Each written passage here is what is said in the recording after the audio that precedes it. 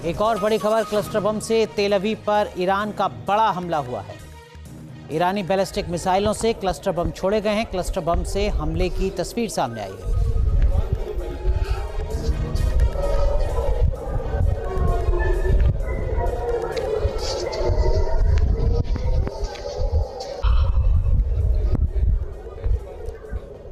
उधर cluster bomb से हमलों की एक और तस्वीर आई है। ईरान की बैलिस्टिक मिसाइलों से क्लस्टर बम दागे गए हैं। इजराइल की ओर एक के बाद एक मिसाइलें दागी गई।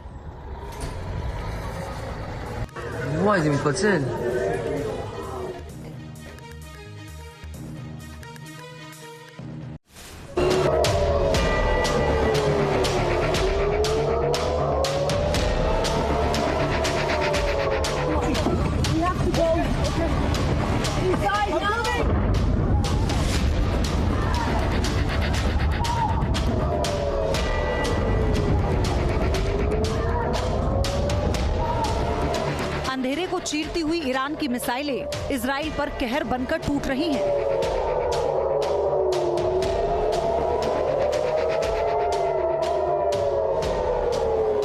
IRGC की क्लस्टर वॉरहेड वाली मिसाइलें तेल अवीव की तबाही का सबब बन चुकी हैं।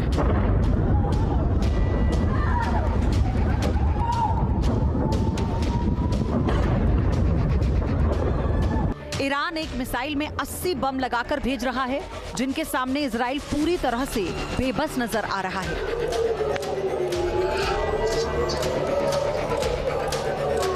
रात भर सायरन बजते रहे, एयर डिफेंस सिस्टम भी एक्टिव रहा, इसके बावजूद तबाही होती रही।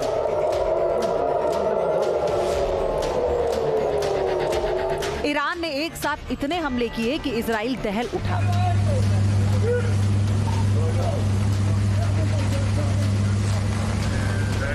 मिसाइलों से दागे जा रहे क्लस्टर बम आसमान में कभी तारों की तरह चमकते हैं तो कभी आग के गोले जैसे दिखने लगते हैं।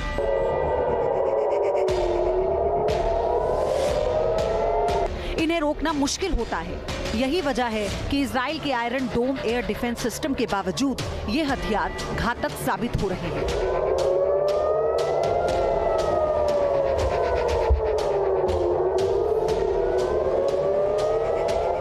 आधी रात को हुए अटैक के बाद क्लस्टर म्यूनिशन यानी छोटे छोटे बम हवा में फैल गए, जिससे कई किलोमीटर के दायरे में विनाश हुआ। सबसे ज्यादा असर तेल अवीव और उसके आसपास के शहरों में हुआ। येऊद, OR यहूदा और होलोन में तबाही के निशान देखे जा रहे हैं। जहां पर ईरानी मिसाइलों ने स्ट्रक किया है, उस होलोन के रेलवे स्टेशन पर इस वक्त हम मौजूद हैं।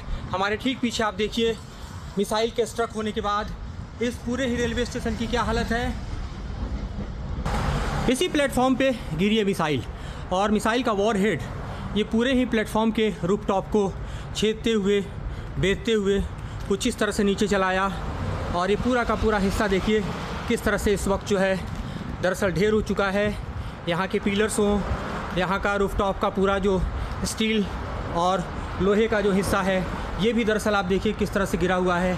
समूचा जो वॉरहेड है उसने कुछ इस तरह से इस रूफटॉप को फायर्स किया, छेदा और नीचे की तरफ चले आया, जिसके कारण आप देखिए किस तरह से ये पूरा एरिया जो है वो दरअसल यहाँ पर दिखाई दे रहा है।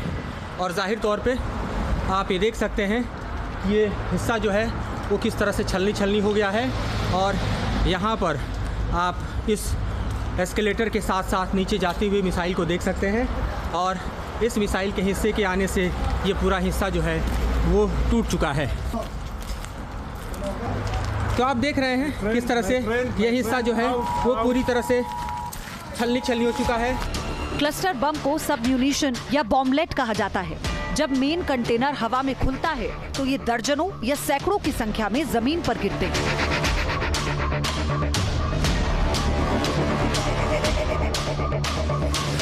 अलग अलग जगहों पर विस्फोट करते हैं, और यही वजह है कि क्लस्टर बम का असर बहुत बड़े इलाके में दिखाई देता है।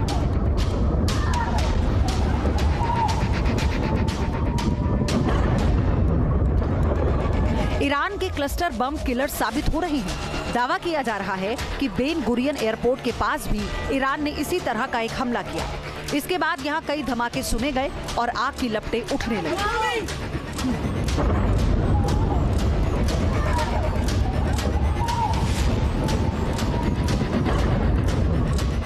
ईरान ने लारिजानी की हत्या का बदला लेने के लिए देर रात कई मिसाइलों से हमला किया और ज्यादातर मिसाइलों में क्लस्टर वॉरहेड लगे थे। जहां भी ये बम गिरे वहां भारी भरकम नुकसान हुआ। सिविल इंफ्रास्ट्रक्चर को टारगेट करते हुए किए गए इन हमलों से इजराइल के लिए चुनौती बढ़ गई है।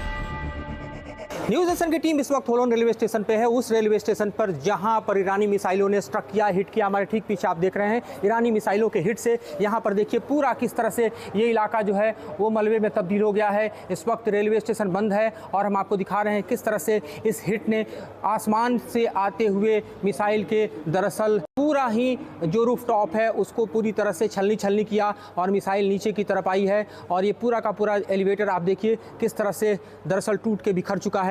इस वक्त हम दिखा रहे हैं आपको होलोन रेलवे स्टेशन का दृश्य, वो दृश्य जिसे देखकर आप समझिए कि जो इंफ्रास्ट्रक्चर है, मेजर इंफ्रास्ट्रक्चर है रेलवे, वो भी दरअसल अब ईरानी मिसाइलों के निशाने पे आ चुका है। और इस वक्त न्यूज़ नेशन की टीम मौजूद है उस जगह पर जहां पर इस मिसाइल ने हिट किया है। मैं आपको अपने पीछे दिखा रहा हूं मिसाइलों के हिट होने से ये पूरा का पूरा जो है दरअसल रेलवे स्टेशन का प्लेटफॉर्म किस तरह से बिखर गया है। यहाँ पर आप देखिए कॉर्डन हुआ एरिया और इस जगह को जहाँ पर ये पूरा जो हम देखें तो शेड है, रूफटॉप है, एलिवेटर है, उसके साथ जो आपके रेलिंग्स हैं वो सब कुछ टूट के बिखर चुके हैं। और यहाँ पर ईरानी मिसाइलों का एक जोरदार हमला और उसके कारण यहाँ हुई जो स्थिति है उसका दृश्य हम आपको दिखा रहे हैं।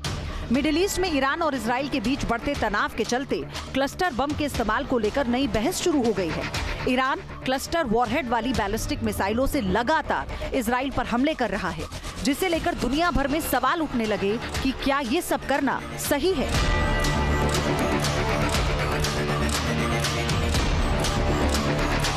जब क्लस्टर बम दागे जाते हैं तो ये हवा में बट जाते हैं और एक बड़े इलाके को आसानी से तबाह कर सकते हैं। इन्हें विमान, आर्टिलरी और मिसाइलों से छोड़ा जाता है। हवा और जमीन दोनों जगह से दागे जाने की क्षमता की वजह से इनकी तुलना परमाणु बम से की जाती है।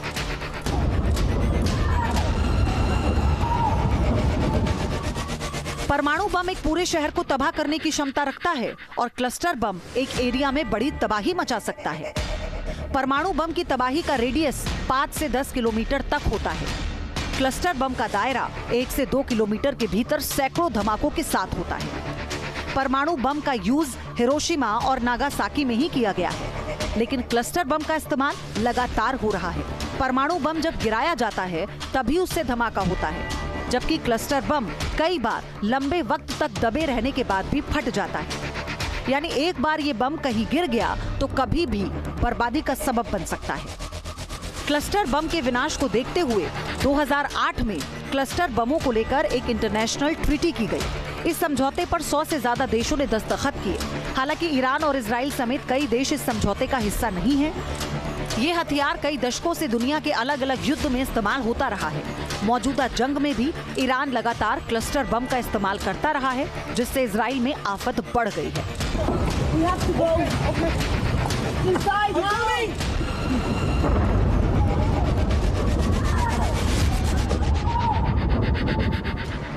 क्लस्टर बमों की लागत उसकी तकनीक पर डिपेंड करती है।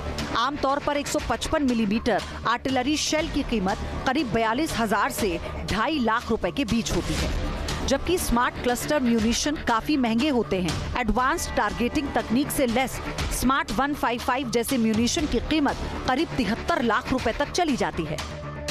अगर इन्हें बैलिस्टिक मिसाइलों के साथ लगाया जाए तो कुल लागत और भी ज्यादा हो जाती है। ईरान ने क्लस्टर बम को काफी एडवांस बना लिया है। इनका इस्तेमाल कर वो इजराइल पर कहर बरपा रहा है। अब सवाल ये है कि क्या इजराइल इससे बचने का कोई रास्ता निकाल पाएगा या ऐसे ही संकट में फंसा रहेगा।